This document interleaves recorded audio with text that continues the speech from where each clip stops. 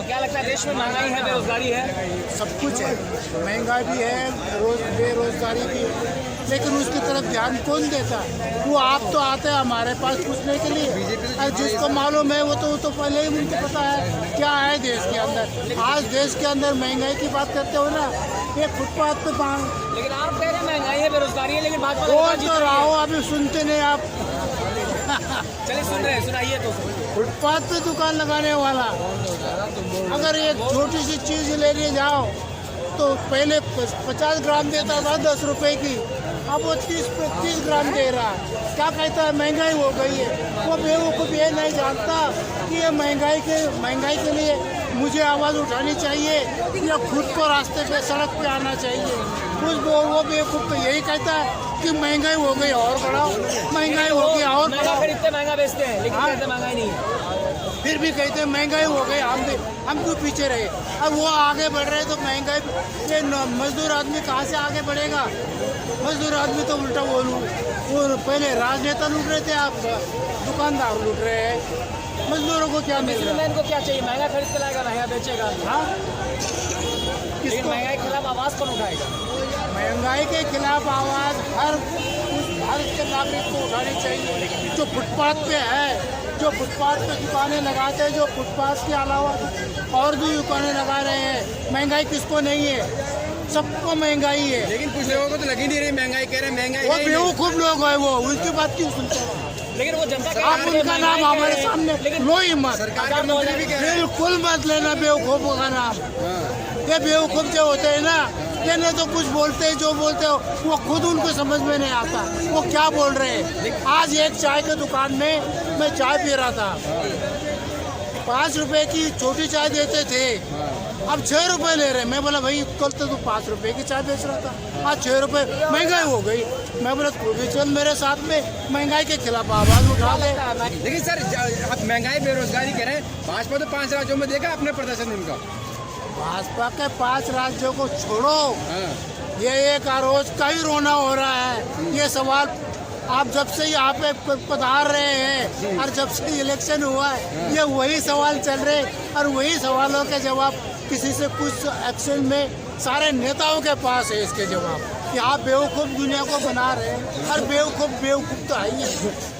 उनको क्या समझाना है? उनको भैंस के आगे बीम बजाओ, उसका कोई मतलब नहीं है। गरीब का दर्द नहीं समझ रहे। हाँ, मोदी जी गरीब का दर्द नहीं समझ रहे। मोदी जी को गरीब का दर्द दिखाई देता और वो समझते तो गरीब को रोने की जरूरत ही नहीं पड़ती। लेकिन जनता तो उनसे खुश है, जनता लगातार उनको जो है। अरे गरीब और जनता तो एक ही हुए ना, क्यों जनता और गरीब की? जनता गरीब जनता में नहीं, फिर आप कैसे कहते जनता ये कह रही जनता उनसे खुश है तभी तो जनता उनसे, मैं वो तो कह रहा हूँ वो बेवकूफ़ है। बेवकूफ़ का नाम हमारे सामने लो। विकास तो कांग्रेस कर सकती है, विकास तो कांग्रेस ही कर सकती है। अब ये चले जाएंगे, चक्कर है ना इनका। चले जाना, उनको क्या बोलना है? हम क्यों बोले उनको? वो हमारे बीच में बोले नहीं बोले ना, हम उनके बीच में क्यों बोले? हम तो आपकी सुन रहे थे। आप सुनो या ना सुनो, हमें उससे हमारी सुन लो। तुम्हारी क्या सुनेंगे आप? तो जरूरी है तुम्हारी सुनना। अरे जाओ ना, रोज ही सुन रहे हैं तुम्हारी, हमारी दुनिया सुन रही है। तुमको देखिए विकास जो है कांग्रेस के राज्य में उड़ीसा में चल रहा है, बहुत तगड़ा विकास। अभी उड़ीसा में एक बहुत तगड़ा विकास चल रहा है। अच्छा, धीरज साहू करके हैं, कांग्रेस के राज्यसभा सांसद हैं, 3 बार वो इलेक्टेड हुए हैं। और भारत जोड़ो यात्रा जो राहुल गांधी जी की थी, उसकी फंडिंग और मैनेजमेंट धीरज साहू ही कर रहे थे। अभी 351 करोड़ रुपया पकड़ा गया है।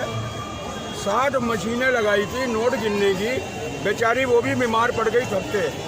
172 सूटकेस पकड़े गए हैं, अभी नोट गिनने जारी हैं, अभी तक खत्म नहीं हुए। आज 3 दिन पे चल रहा है। चुनाव के टाइम में मध्य प्रदेश में जो नरेंद्र सिंह तोमर के बेटे का भी जो वीडियो वायरल हो रहा है कि जो करोड़ों का जो है, करोड़ों का जो जवाब दे रहा हूँ। डीलिंग की बात कर रहे थे। पहले आप इस पे खत्म करें, फिर उस पर भी आ जाते हैं। रेत खनन माफिया, ये सब जवाब आप आरोप लगाइए सर, आरोप लगाने में कोई हर्जा नहीं। मैं आरोप नहीं लगा रहा हूँ, मैं आपकी बात नहीं कर रहा हूँ, ट्विटर पे चल रहा है सर, मैं आपकी बात नहीं कर रहा हूँ, मैं जनरल बात कर रहा हूँ। आप आरोप लगाइए, लेकिन आपको कोर्ट में सबूत तो देना पड़ेगा। आज कमलनाथ बोल रहे मध्य प्रदेश में ईवीएम का घोटाला हो गया। अरे कोर्ट ने 5 साल पहले बोला है कि आके मेरे को प्रूफ करके दिखाओ कि ईवीएम हैक हो सकता है। कोई पार्टी नहीं गई कोर्ट में। अब कोर्ट ने पूछा तो सुप्रीम कोर्ट ने, भाई मेरा हैकिंग होती है अगर ईवीएम की, मुझे करके दिखा दो। कोई पार्टी जाती नहीं है, तो आप आरोप लगाते जाओगे। ये देश अब आरोपों से नहीं चलने वाला। 3 राज्यों में जो है सीएम का चेहरा सामने नहीं आ पा रहा जीतने के बावजूद। ये जयराम रमेश ने भी कहा है। देखिए, बीजेपी विश्व की सबसे बड़ी पार्टी है। बीजेपी विश्व की सबसे बड़ी पार्टी है। मेरी बात सुनिए, विश्व की सबसे बड़ी पार्टी है बीजेपी। ये विश्व की सबसे बड़ी पार्टी ऐसे नहीं बन गई, लोग जुड़ रहे हैं, जुड़े हैं। और ये मैं कह रहा हूँ, ठंडी करके रोटी खाने वाली पार्टी है। ये इलेक्शन में अभी छत्तीसगढ़ में उन्होंने घोषित कर दिया।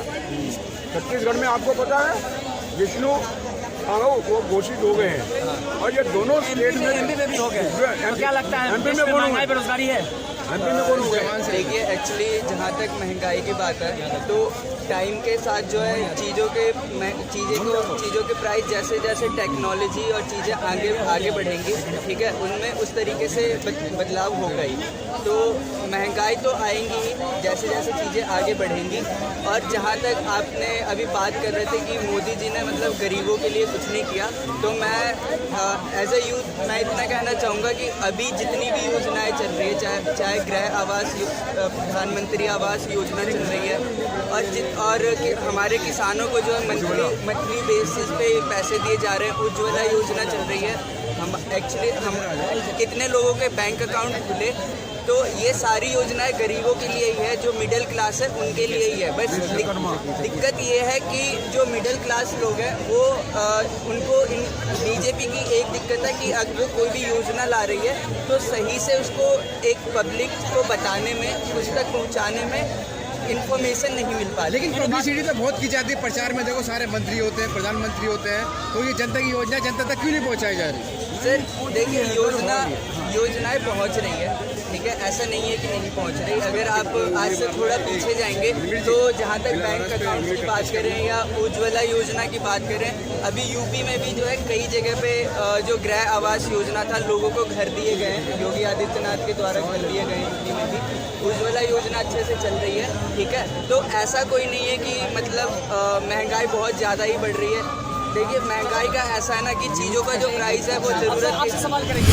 आपसे सवाल है कि विपक्ष लगातार आवाज़ उठाता है कि भाजपा की सरकार में महंगाई बढ़ गई, बेरोजगारी बढ़ गई, फिर भी लगातार जो है भाजपा जो है चुनाव जीतते जा रही है।